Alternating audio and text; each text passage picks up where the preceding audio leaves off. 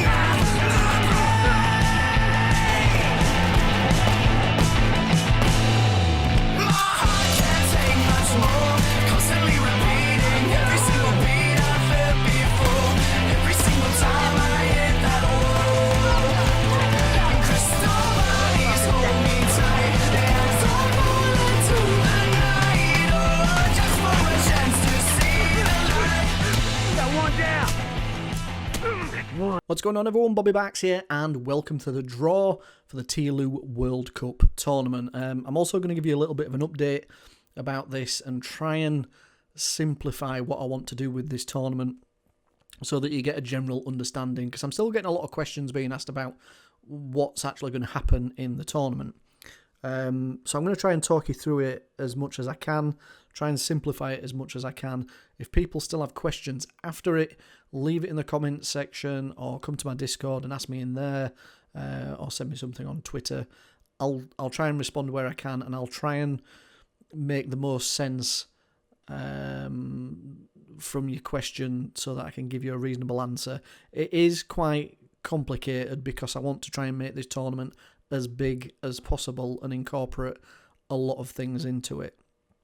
So we've got roughly 84 people that registered for the tournament that are going to go through to the finals. We did have a lot more, but as I told you in the previous update video, certain countries had a vast amount of people that registered, and I only wanted to take a maximum of 4 participants from any one country through, so we had some playoff games so that we reduced those numbers down to 4. I think USA, for instance, had about 70 people, so we did some 1v1s, some 2v2s and whatnot, until we got right down to the last 8, and then we had a 4v4 game to see which 4 we're going to go through and represent USA. And we did that with a couple of countries that had a few participants that registered for it. So what you can see on your screen at the minute are all the countries that are registered for the tournament. So these aren't individuals per se, these are the countries. And you can see there the teams highlighted in yellow have 1 participant that's going to be playing for that country in the World Cup. The orange highlighted countries have 2 people that have registered. The blue ones have 3 and the green ones have 4. So that's the easy bit for you to understand. Now, originally, I was just going to have those people in those groups and play those games as part of round 1. So as you saw it there, Hungary, Poland, Montenegro and Belgium were just going to play 1v1s against each other. Whereas you look at the bottom right, Turkey, England, Lebanon, Canada would play 4v4s against each other. But then I wanted to make the tournament a bit more diverse and a bit more interesting and try and make it more entertaining for the viewer, which is what I've always tried to do for these tournaments. So this is where it might get slightly complicated.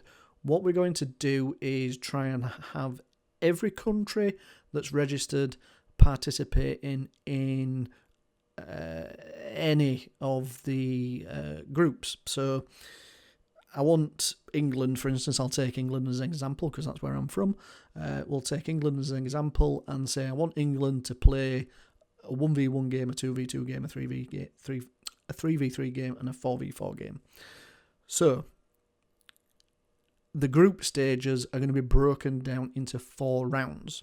So round 1 will be 1v1s, round 2 will be 2v2s, round 3 will be 3v3s, round 4 will be 4v4s. Now what you're seeing on your screen at the minute is not the groups that people are going to be playing those games in. That's just for visual purposes to aid you in which countries have participants registered for them. So, are you with me so far?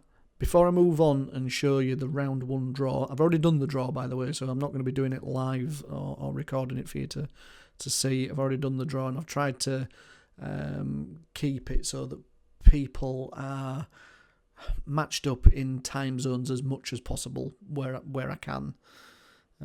So that's the way we've gone about it.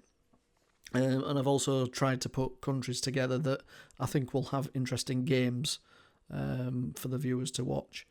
So, okay. Last thing before we move on and show you the 1v1 round 1 draw. This tournament is very complex, it's very large, it's going to go on for a long time. It's probably going to take roughly 6 months, I would say, for the entire World Cup to complete itself. So from start to finish, I'm anticipating about 6 months. The first lot of messages are going to go out on Friday. All the admins are going to get briefed this week about what messages need to go where and who to, and how those messages need to be worded, what sort of maps we're going to have playing, and things like that. So Friday is the 1st of June. I'm not anticipating a World Cup winner while the end of 2018. Now, I really, really need the players that have registered to participate in this World Cup to try and be flexible and try and invest as much time into this tournament as they can possibly give. I've delayed the start of it because I know a lot of people have exams in May and people are going to be tied up taking those exams or busy with work-related college projects, university, whatever.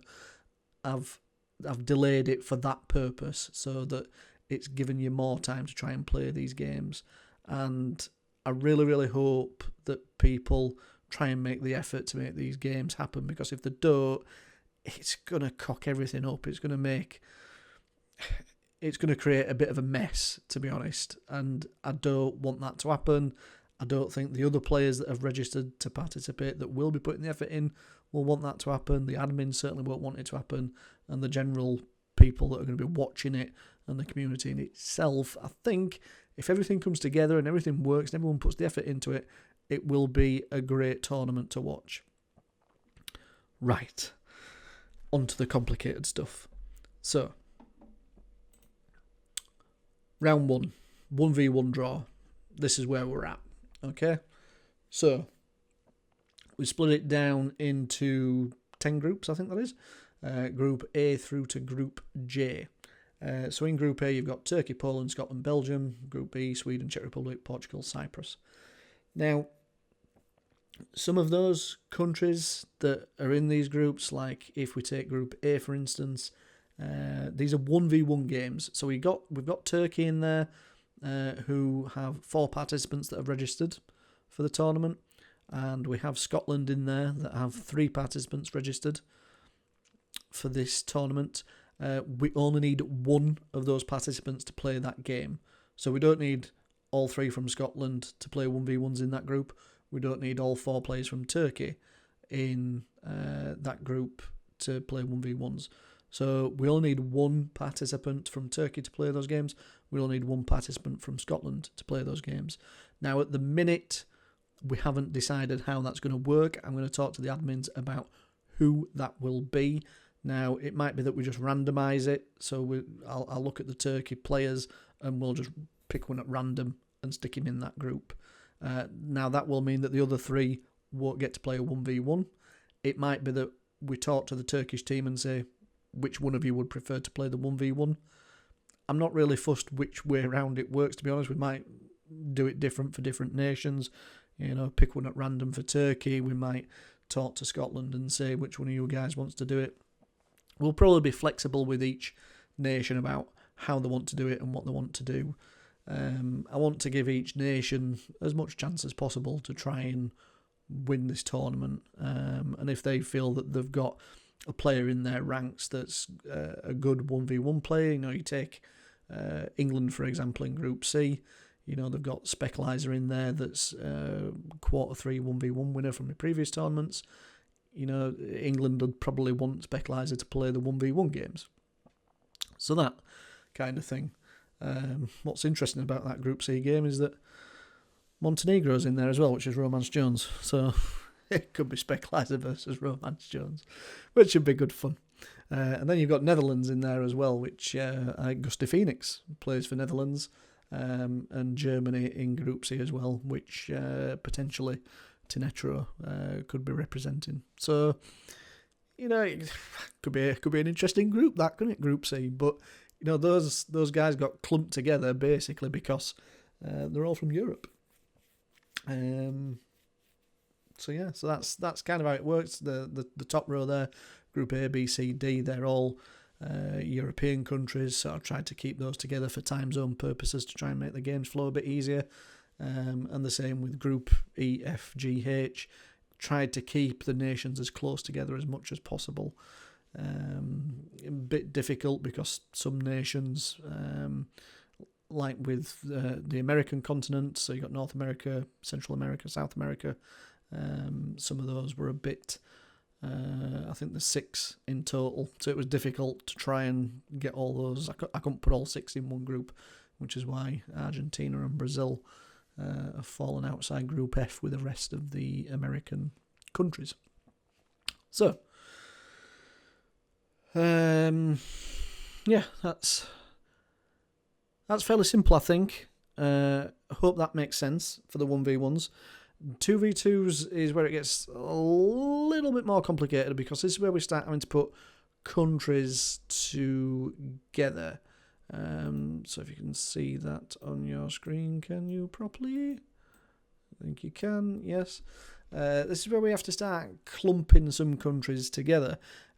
So like Hungary and Montenegro, for instance, we put those 2 nations together. Again, both European countries, try and keep time zones as similar as possible so that they can get together fairly easy to play the games that they're going to be playing against. And then they've got like Algeria, Canada, Brazil, Lebanon in that group. So tried to make that as simple as possible as again. But obviously because the 2v2 games, players that are from nations where there's only one representative, we've had to team those up with another nation that's only got one representative. So I've done that as much as possible where I can, and try to give people as much chance to play the games as possible for the time zone reasons. And I don't really know all the players that are registered and participating off the top of my head, but I have tried where I can knowingly put people of similar standards together, if you know what I mean. So, yeah. So I hope that makes sense. Moving on to round 3 then, and that's pretty similar again to what we were talking about with round 2. So we put nations together. And again, this goes back to teams again that have registered, like, you know, I'll take Turkey again or England again as an example, that have got 4 participants registered. When they're playing in the 2v2s or the 3v3 rounds, there will only be 2 of them from that nation that compete. So the other 2 or the other 1 for the 3v3s will just sit that round out. They won't need to participate. It's about the country in these group stages rather than the individual. Okay, so same again for the 4v4s. So the groups are obviously a little bit smaller in that one because people are clumped together a bit more. So I hope that makes sense. I'm sure there'll be some questions. I've tried my damnedest to make it as simple as possible without overcomplicating it too much, but still trying to make it entertaining for both the player and the viewer. I wanted the players to all have a chance of playing a 1v1, a 2v2, a 3v3, a 4v4. We might add in another rule further down the line where, like, if somebody from England has played in the 1v1, maybe that's the person that should sit out the 3v3. I don't know, maybe. That kind of makes more sense, so that each player's getting a chance at playing and the same person's not representing the country all the time. And the same person's not having to sit out all the time. I think that would probably make more sense, but that's something I need to have a think about in a bit more detail. I've been really busy of late. As you know, my wife's very heavily pregnant. We're actually overdue the baby at the minute. You know, we're just really getting ready for that baby to arrive at the minute. But yeah, we're really busy. And I just haven't had much time to focus on this at the minute, but I do have some free time coming up once the baby's born. I'm obviously going to be off on paternity leave, so I can spend a little bit of time doing this. Work is manic as usual, and other things in life are manic as usual as well. But hopefully, 1st of June onwards, I have a bit of time to concentrate on this and make it the spectacle I want it to be, and have the TLOU tournaments that I've been hosting go out in a bit of a bang. And, you know, we'll come back for TLOU 2 after this World Cup and start hosting some tournaments again for TLOU 2 and doing other factions orientated videos as well, like we did originally when the first factions came out. So I'm going to try and leave it there, make this video as short as possible. I know I keep blabbering on. I think somebody compared me to a history teacher or something like that before, where you just go off on a tangent and start gibbering. But I have a habit of doing that, unfortunately. But I will leave it there. I hope it makes sense. Feel free to pause it on the screens that you've seen. Go back and pause it so you can see which group you're in and who you're going to be playing against. However, don't play any games until you receive messages from your admin telling you who you're playing and when the game needs to be played by. Okay. Thanks for watching, guys, and the next video you see will be some 1v1 matches. So thank you very much, and bye for now.